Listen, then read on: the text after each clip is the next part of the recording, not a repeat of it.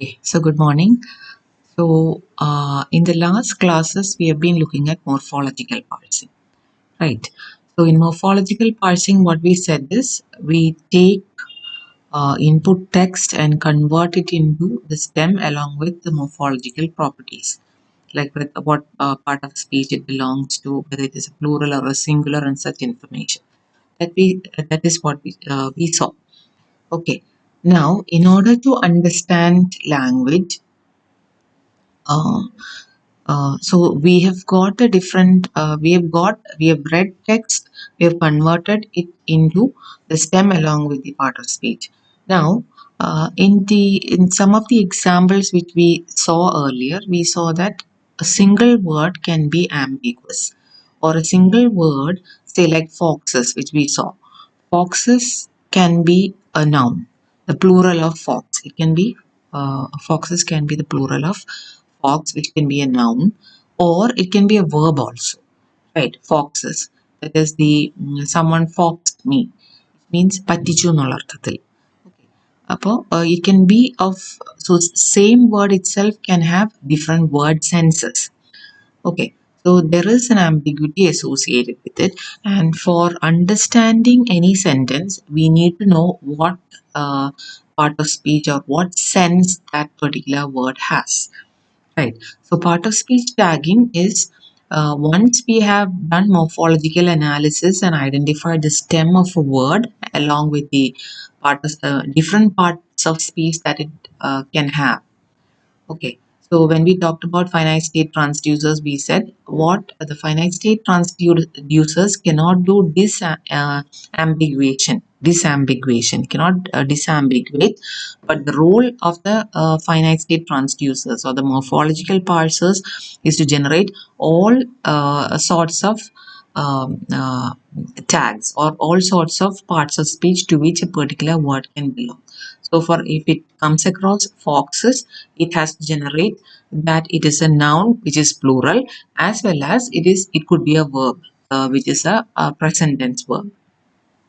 Okay, so there it is to resolve this ambiguity that we are using part of speech tag. That is the next step after morphological parsing.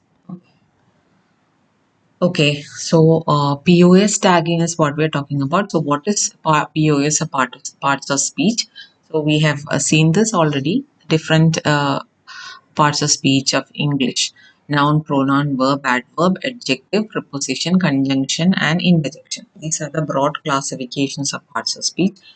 And parts of speech, you can also, the other terminologies similar to or synonymous with parts of speech are word classes or morphological classes or lexical tag sets. Now, parts of speech of a word gives a lot of information about the word as well as its neighbors. Okay, so say for example, a possessive pronoun like my. മൈനെയാണ് നമ്മൾ possessive, that you something belongs to you, possession. So possessive pronoun like my is always followed by a noun, my book or my car, like that. Okay. And a personal pronoun like I is followed by a verb. I am reading, or I am sitting, like that. Okay. Uh, So a POS of a word can give lot of information about not only the word but also about its neighbors. And POS can also tell us about how the word is pronounced. Example, content or content. Content is actually, we generally pronounce it content itself, but it is what information you have. That is content, it is a noun. But content is I'm contented, I'm satisfied, that meaning. So even based on the POS, the pronunciation can change. And POS used in stemming, since POS can tell us about the morphological affixes that the word can have. So POS also can give information about, say, foxes is uh, fox is a noun and foxes is its plural. Foxed is actually the past tense part. Foxed, right? It's a verb, and it's a verb. The affix changes. You cannot use ed along with the noun, right? So PO is also tells us what are the morphological affixes that the word can have, and so on. Right. So generally, overall, POS tagging uh, can be classified into two. There are generally two methods: rule-based tagging as well as probabilistic methods. So rule-based tagging is basically, so we said for a single word itself, you can have multiple tags, which that is the ambiguity is there. And what you do is you write rules to say that, like we said earlier, my if my is followed by some word, then it has to be a noun, right? That can be a rule. Similarly, if I is generally followed by a verb. So based on that, you can disambiguate. So you have to write rules for that. That is how rule-based tagging works. Probabilistic methods are different. Probabilistic methods actually is based on some corpus or some corpus which we have, some information which we have. We already have a corpus of, say, there are different corpuses available. Okay, say for example, this is a dictionary which has 16 million words in it. And if you look at just the prepositions alone, we see that out of 16 million words, this word of, which is a preposition, occurs 5,40,000 odd times. Right. Similarly, each of these words, the number of occurrences based on it, we can say how frequently uh, a word occurs, and based on that, we will be able to generate a tag. That is what probabilistic methods are. And the hidden Markov model is a specific example of a probabilistic method which we will be looking at. Okay. So here we have the count of occurrences of different prepositions. Now this is about pronouns in the same corpus. So if you look at it, the most frequently occurring pronoun is it, then I and he, you, all these are the most frequently occurring, and the least frequently occurring are these ones. So these are modal verbs. Can occurs most frequently, will occurs less number of times, and so on. Okay, so it is based on this count and probability that we do probabilistic uh, POS tagging. Okay, now before going to POS tagging methods, we have to look at some tag sets which are available in English. Okay. Tag set means what are the different, we said POS, part of speech tagging, means there are only 8 categories of words. That is what we said. There can be more specific tags also available. And many researchers have come across different tag sets. And the uh, first tag set ever was actually produced, it's called Brown tag set,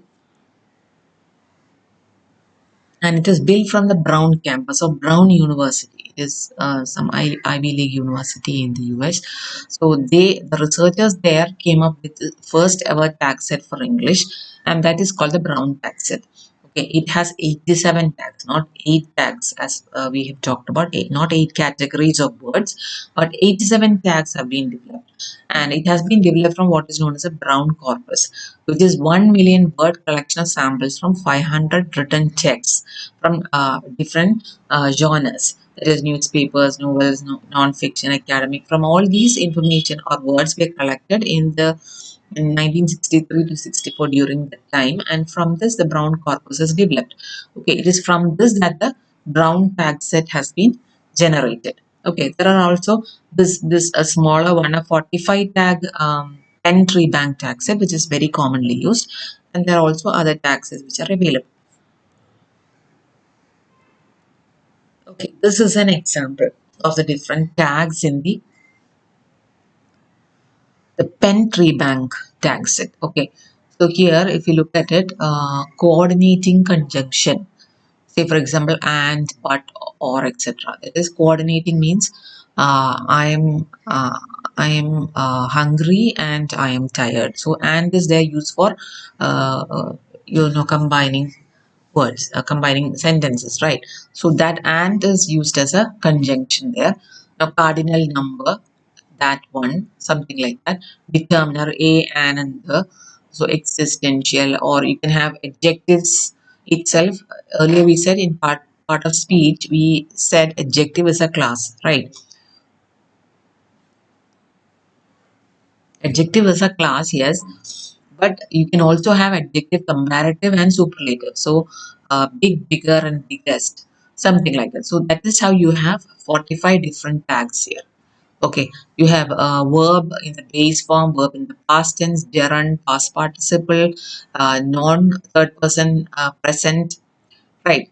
Eat and eats, present and third person singular number, it's eats, and so on. So based on that, you have 45 tags in the pen bank tag set. And how tagging is done, if you look at this sentence actually reads, the grand jury commented on a number of other topics. Okay, that is a sentence. So here tags have also been added. The is actually determiner. Grand jury. So grand is the adjective which is denoted as JJ as is shown here, and followed by jury is noun. Noun singular is jury. Commented is verb. VBD stands for verb past tense. On is the what do you say, preposition. A is again a determiner. Number is a noun. Of is a preposition. Other topics. So other is the adjective and topics is a noun itself, but it is plural. Right. So this is how tagging is done in pen. So this sort of tagging is what we want. But in morphological parsing, we know for each of these words, when you say grand, it might not. We do not know whether it is an adjective or something else. Right? We can have multiple parts of speech generated. So we want to uniquely identify the tag for a particular word. That is what POS tagging is about.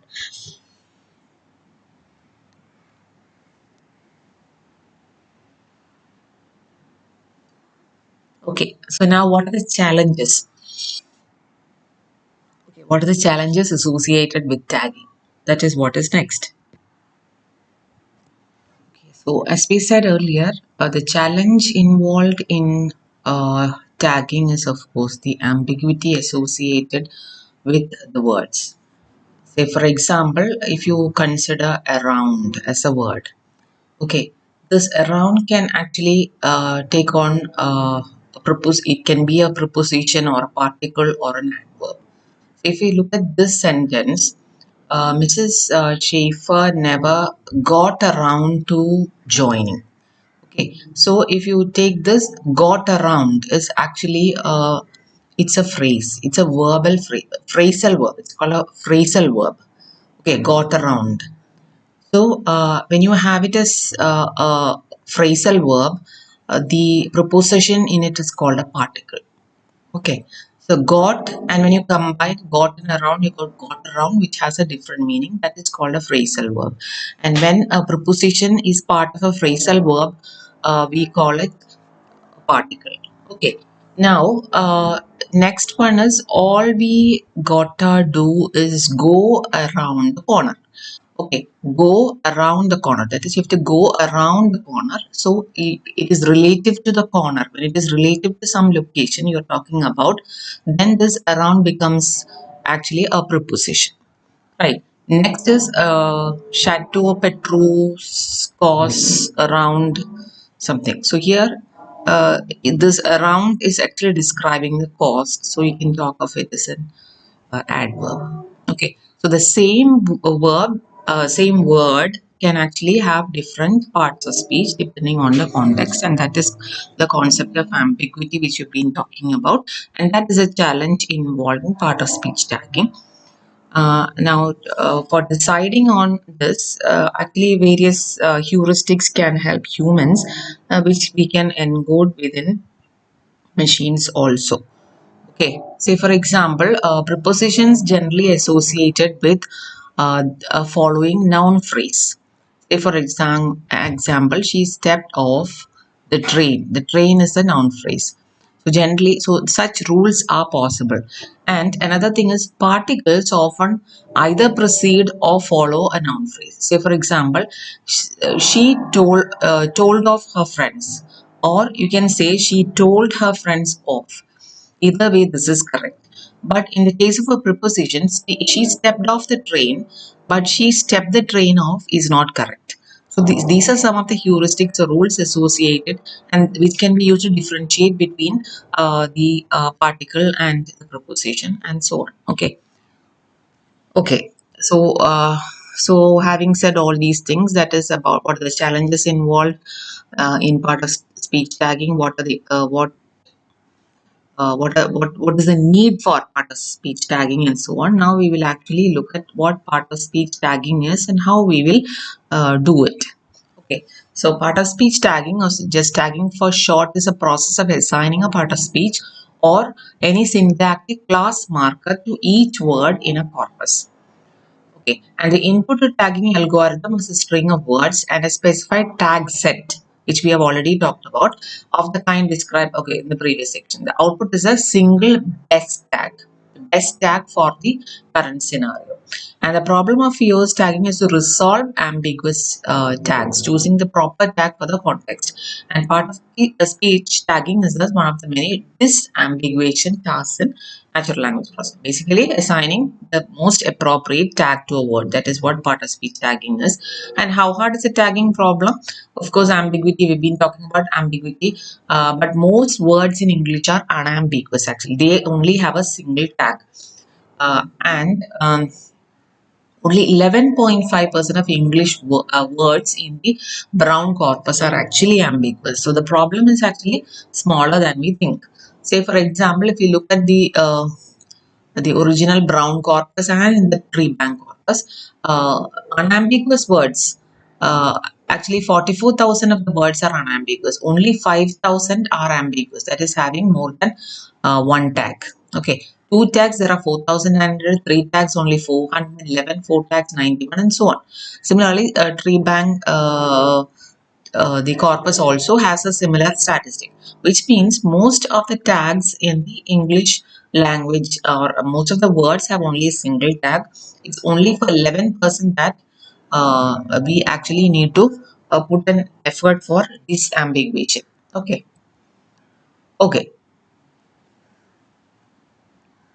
Now we come to the actual taggers. We said there are two categories. One is a rule-based tagger and the other is a probabilistic or stochastic taggers.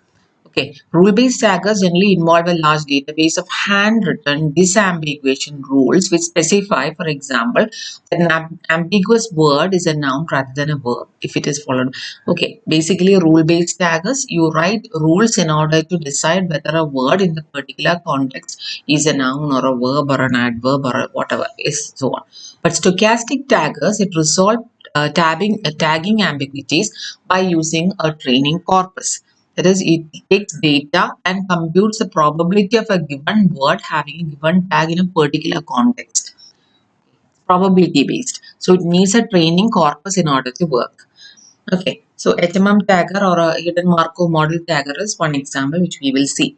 So there are two broad categories. Rule based is what we will look at next. Rule based, actually it has two stages.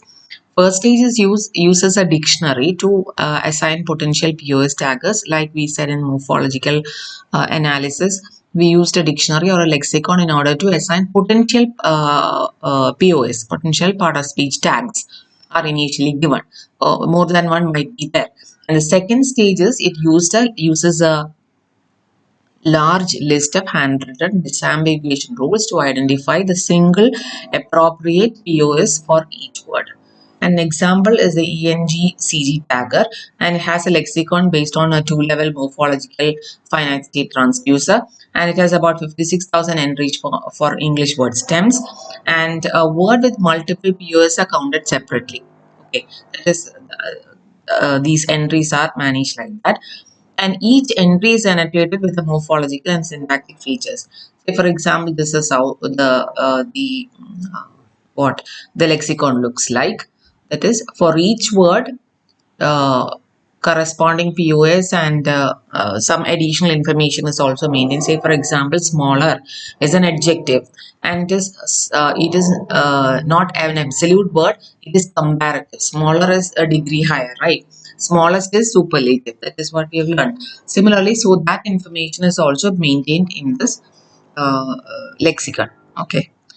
And okay, in the first stage of the tagger, each word is run through two-level lexicon transducer, which you have already seen. Entries for all possible part of speech are returned. Say, for example, if you look at this phrase, this is an example phrase. Pavlov had shown that uh, this is an example phrase. So what would be written corresponding to it?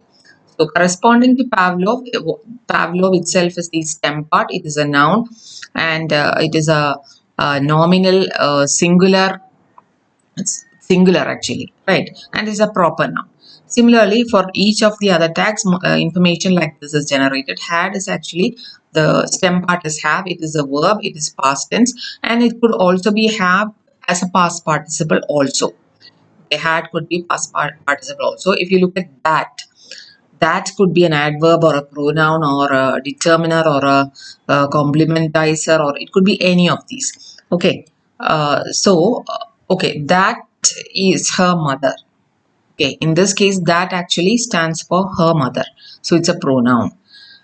This room is his, and that one is actually the room, and that is actually makes an adjective there.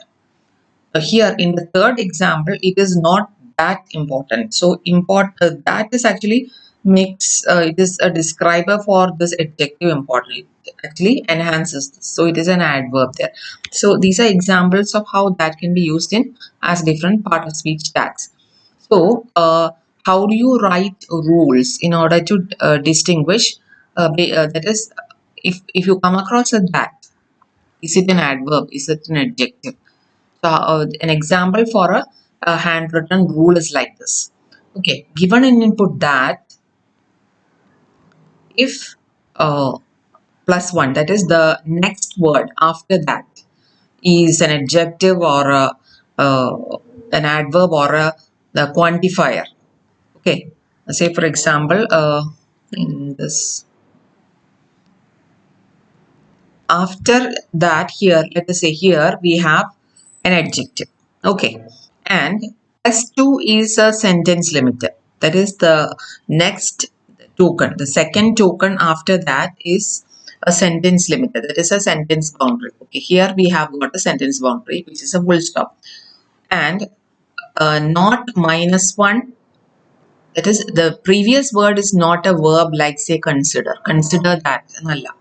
If it is not like that, then you can eliminate non-adverbial tags. So here in the third example, what we see is that is followed by an adjective, and it is followed by a sentence delimiter, and it is not preceded by a word or a verb like consider. So in that case, you can eliminate all non-adverbial tags because it is an adverb. Okay, so here the rule written here is if that the word that in the current context is followed by an adjective or an adverb or a quantifier, and the one after that is actually a sentence boundary, and the one before the word that is not a verb like consider, then you can eliminate all non-adverbial because it is an adverb. Okay, so here if you look at this example, here you have got that in a corresponding item, you have got multiple what POS tags, and if you apply this given rule, then you can eliminate non-adverbial tags and you can actually bring it down to adverb. Okay, so that is this is how rule based works. Okay, so we'll stop with this now.